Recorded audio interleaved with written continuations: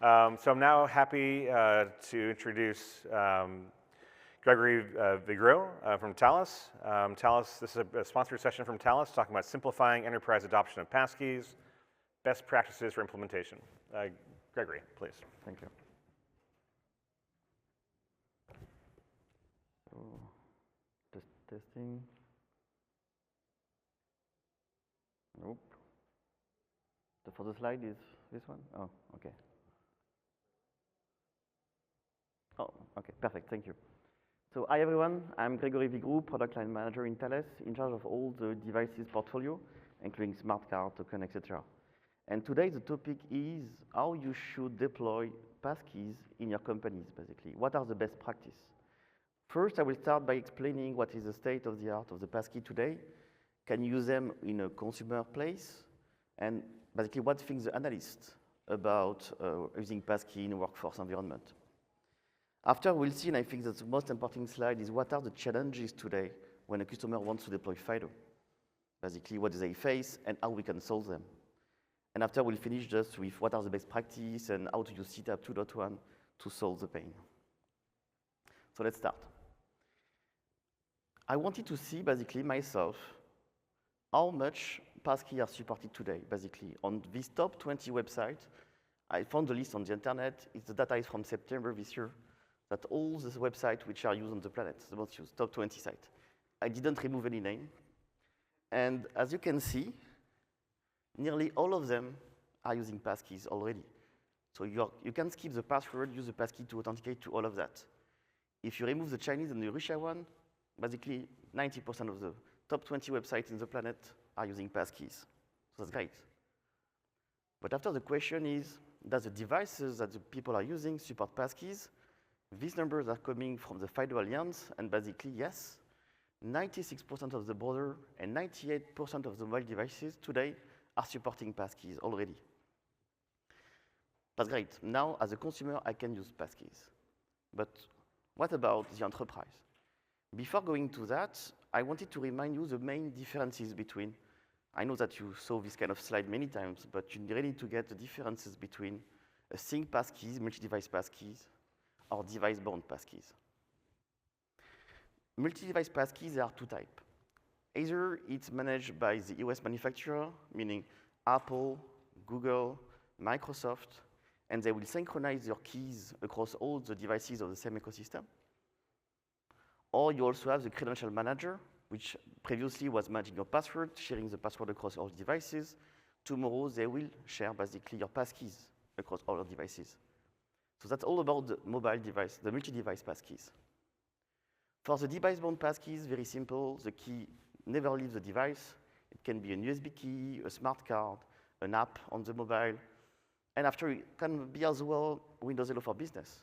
It can be configured either as a multi-device passkey or either a device-bound passkey, depending on which type of passkey do you want. In any case, whatever is multi-device, device-bound, it's already a great improvement versus password, SMS, OTP, whatever. So you should deploy that.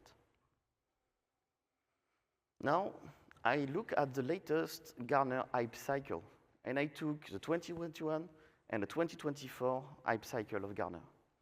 And there's very good takeaway to take from that. First thing is, on the left side, previously, obviously, for Gartner, only FIDO existed 3 years back. So they positioned FIDO as a unique technology in the part of the decisional phase, which is normal for any type of technology. And they said back in time that it will be mainstream in 2 to 5 years. It was in 2021. They just issued a latest hype cycle now in 24, a few months back. And the interesting thing is now they split the two technology, multi-device, device-bound, in the same hype cycle. So as you can see, the device-bound passkey are far ahead, so that's the one on the right, because you cannot see very well. And what Gartner say is they are close to be mainstream. In less than 2 years, people, will use device-bound passkeys as a mainstream solution. The multi-device, the sync passkeys are a bit behind because lack of maturity. Who synchronize the key? What is the security? It's still a bit complex. They still estimate that this type of technology will reach the market in 2 to 5 years, the sync passkeys. What do they say as well? Basically, If you want to deploy passkey in the workforce, you should, but just think about device-bound passkey, nothing else. You should segregate the multi-device passkey for now. Again, it's just a maturity issue. It will reach the market at one point, but not yet in the workforce. After, if you're still using OTP for another token, etc., you should obviously stop doing that, going to device-bound passkey. And the last takeaway, same stuff.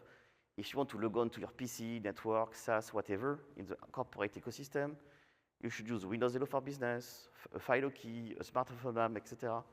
Anything which is device-bounded. And just to finish with Gartner, what they said last year, because it was from last year's report, and I think two things are quite important. On the left side, you will see that basically they still believe that if you have a legacy system in your company, just deploying FIDO may be not enough. So you need to have an hybrid approach, embracing passkey with maybe PKI, OTP, whatever, to be sure you will also cover the legacy system. And very interesting as well, on the right side, you see that if you want to deploy something new, they just position two types of technologies. X509 certificate, PKI stuff, and FIDO. Why? Because it's phishing resistant. And that's the two only technology which is phishing resistant today, and FIDO is much more simple to deploy than PKI. So what does the agency say about phishing resistant?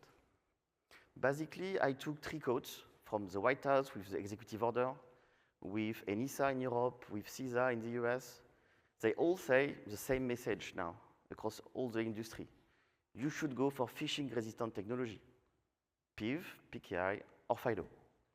And we see some massive deployment today in the US of the FIDO technology, which is great. Let's go now to the pain point. So when discussing with customers trying to deploy FIDO at a massive scale, basically, they saw some type of pain points, and I regrouped them in 3 categories. The first one being, I call it the configuration management. So basically, how can you apply a security policy to your token? Maybe you want to change the pin length or whatever, some of the feature. How you will apply that? How you are sure that all your users have the security policy you decide applied to their devices? You don't know. How you will assign a passkey to a specific user? How you will unblock a passkey if the key is blocked? All these kind of things about how to configure a key, basically. But most importantly, in the middle, you have the IDP registration. As you know, FIDO is coming from the B2C world. I buy my token on Amazon, I use it to connect to my Gmail account, I do my self-registration, etc. Works quite well because it's selected individuals. But when you want to do massive rollout in a company, you need to think that some people are not tech enough to do self-registration on Entra ID, on Ping, on Okta, whatever. It's complex. And some companies have multiple IDP even. So you need to train everyone to go to every IDP, to register their token, etc. It's complex. If the user loses the key, you need to revoke, so you need to go to all the IDP portal and revoke the key. Again, a lot of effort and time. The last part is more on the hardware side, basically. The position of Thales is you should deploy from 0 to 1 hardware to every individual. Not 2, not 3, just 1. Or 0 if you can use Windows Hello for Business as an example. What does that mean? If my people have a physical access card to open the doors, it makes sense to put FIDO into it as well. I will not deploy a second device. If my people are using PKI, maybe replace the token and put PKI plus FIDO on the same device. Up to you to decide. And one of the takeaways as well here is you should not try to deploy the same hardware for everybody in the company. Because people have different needs. Some are in the office, some are at home, some need other use cases around, etc. So you need to try to combine and maybe deploy different devices. It's not a problem. So FIDO Alliance look at this problem, and with CTAP 2.1 start to resolve some of them, which is great. I just selected 4 of the features which are very interesting in the 2.1. The first one being the minimum pin length. As you know, previously it was 4-digit length, for alphanumeric length. Now, as a company, you can decide the value. it is 6, it is 8, I can decide. Some manufacturer will give you the possibility to put that in factory, so when you receive the token, it's already configured. Some manufacturer will help you with some tools to position this value anytime ever later on the field, up to you. After, you have the force change pin. Again, very interesting, specifically if you want an IT manager to provision the key on behalf. I plug my key, I have to set up a pin because I have no Windows computer, etc. But after, you don't want the IT administrator to know the pin. You want the user to change the pin. And by doing so, by using this feature, basically, the user will be forced to change this pin before the first usage. The token, the card, will refuse to work without any pin change.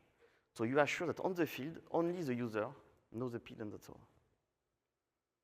Third point is force user verification. Here it's very basic. The token, the card, will only work by entering the pin. There are two use cases I want to explain, basically, because it happens on the field very often. Let's take Android phones, Google phones. Here, you put a token in USB, works very well, ask for my PIN and everything is okay. But if you want to use the contactless interface of an Android phone, basically the phone switches to U2F, which was the previous FIDO standard, and then you don't have to put a PIN anymore. So if the service accepts that, there is no more PIN. As a company, of course, you should be vigilant on that, and this feature is here for that. It will block and cut the authentication. You know that it will not work in NFC on Google. On Apple, it's a bit different, because they fully endorse in contact and contactless the standard, the FIDO2. But what they have is, if you don't set up a PIN, which is not a mandatory step, basically, the device will not ask you for anything. On a Windows machine, Microsoft will force you to put a PIN. Apple don't care on iOS today.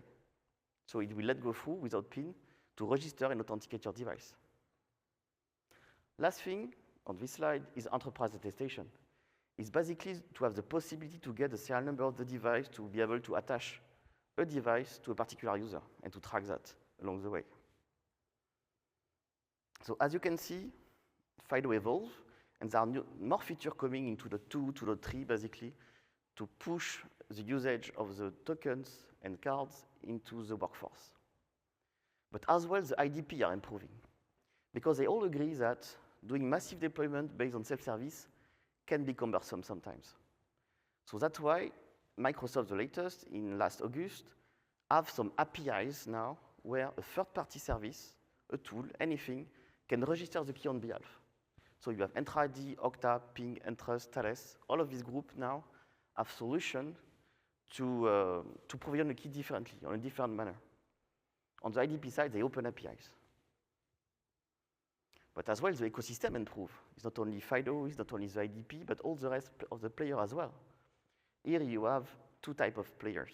The hardware vendor, where we start to have more and more software, and all the hardware vendors are doing the same, to try to fill the lack of integration into the OS. As an example, I have a customer who wants to use iPhone only. No problem. But how will set up the PIN on an iPhone device? There is no UI made by Apple for that. So there are now applications on iOS, on iPad, whatever, that will help the user to configure his device, setting up a PIN, etc. That's important, given by the key manufacturers. And the last part is what we call the CMS. These people are coming from the PKI world. They are used to manage the life cycle of every devices, from the issuance to the revocation at the end. And now, thanks to the devices features, thanks to the IDP APIs, etc., they are now in the middle, and they are now ready to manage your FIDO device on a day-to-day basis. Again, with all the workflow including, and I will have a slide on that more precisely, and it's very, very interesting now. On top of that, we start to see some manufacturers putting more and more features, which are not yet part of the FIDO standard, but as Thales will push for that in the next releases, in the 2.3. So basically, now you will see more and more something coming from the PKI world. Basically, in the PKI ecosystem today, there are ways for an IT administrator to manage a device, to set up the PIN policy, to decide exactly how the device should behave.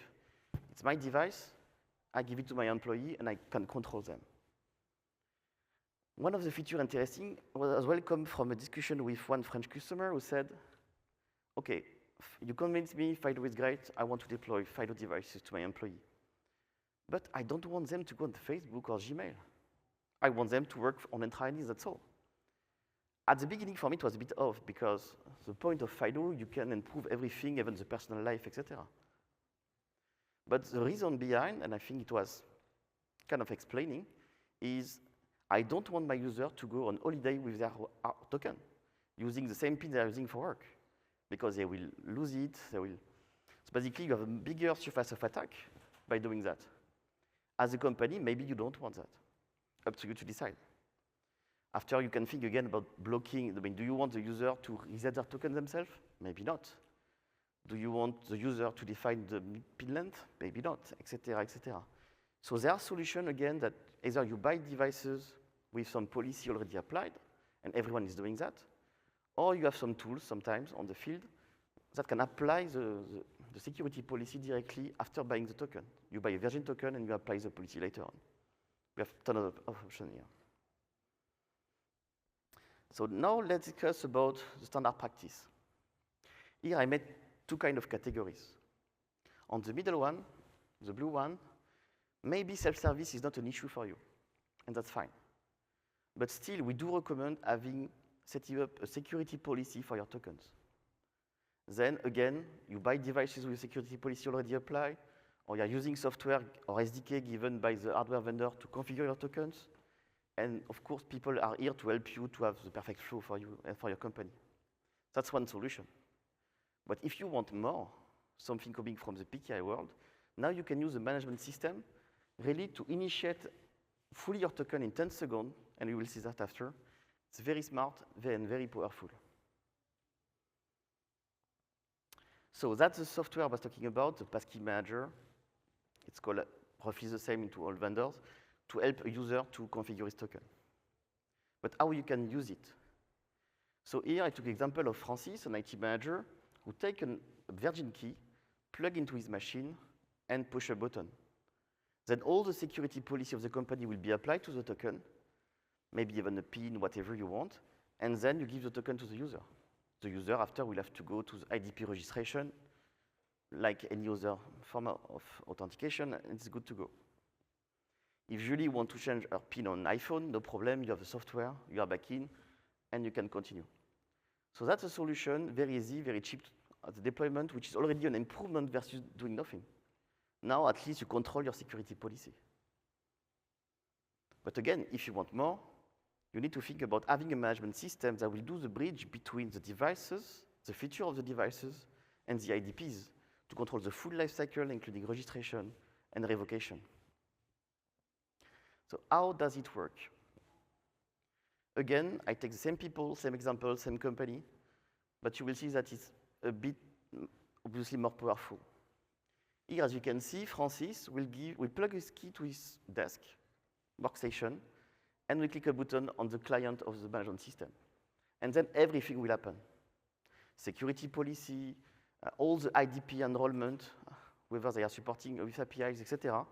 In 10 seconds, you do a 10, 20-minute registration with Entra ID, with ping, with Okta, etc.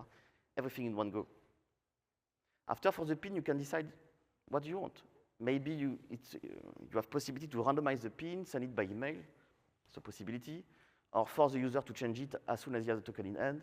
Up to you, there are tons of possibilities. Other solution, because not everyone is going to the office every day if you want a token, etc. One of the solutions, then, if you don't want to do that, is to push a software onto the user machine, and then the user himself will just launch the client, click on a button, and again, all the operation will be applied, including registration to IDP, including security policy. Again, the user don't have to think about, I need to go to Entra ID portal, I need to go to ping portal or Okta portal, etc. No, it click a button, put the PIN, and it's done. And the company is notified about everything. The user is losing the token, no problem. You go to the management console, click revoke, and it will revoke in Entra ID, ping, Okta, whatever you have. One operation, very streamlined. So last thing, just to repeat about the hardware, you need to think about the use case. Do you want to do digital signature? Do you want to do email encryption, etc., etc., something which are not part of FIDO yet. So if you want to do physical access, all of that, you need to think about what is the best form factor for my users. And again, you should think maybe it's not the same for every people in the company. And every vendor has a portfolio of products. So again, don't think about just deploying one device. Last thing, takeaways. So first, CTAP 2.1 was a great addition for the enterprise, paving the way to deploy seamlessly product and FIDO devices into the workforce. But still, we can see some manufacturers start to add some stuff on top of it that will be standardized in the next release, but already present in the current devices. As well, think about controlling the full life cycle, including IDP registration, much more powerful.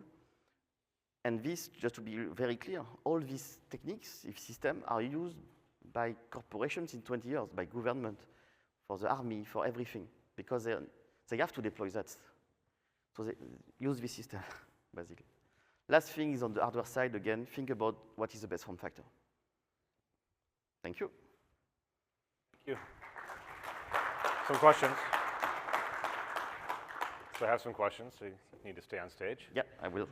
So my first question for you, talking about a hybrid approach for hardware management. Yeah. Do you recommend or do you see companies having redundant types of hardware, so issuing multiple keys to people, multiple form factors? What's the best practice there to contemplate? Yeah, I mean, at least the Thales position is more to discuss with the customer to try to adapt. Yeah. Because depending on their legacy system, depending on their legacy use cases, again, some platform will only support PKI or OTP, they have mainframe, this kind of stuff, so we are constrained by the technology. So the point is to be sure to adapt and to not pick only one device, as I said, but multiple devices, one per user, obviously, but something that matches the user needs and not just something across all the company. In general, it doesn't fly. Okay, good. We also have a live mic if anyone wants to ask questions in the room. Question on CTAP 2.1. If someone's implemented an earlier version of FIDO or CTAP, I mean, is there a migration path or an upgrade path that someone needs to contemplate, and how does Thales help manage that process? So for security reasons, we don't provide any way to upgrade the device. So if you have a FIDO 2.0 device, you will have, unfortunately, to replace it with a FIDO 2.1 device or CTAP 2.1 device, et cetera, et cetera. So we don't have a migration way inside the same hardware.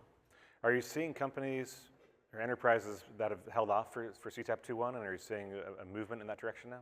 Yes, yes, definitely. Specifically about the one or two features I was talking about, like the minimum pin length is key for the enterprises today. They ask that to us every day. Enterprise attestation as well is important. These kind of things, pushed by the 2.1, make people move and migrate to FIDO. Okay, very good. Those are the questions I have. Anything else from the audience? If not, I'd like to thank you so much for the presentation. Thank you. Thank you. Fantastic.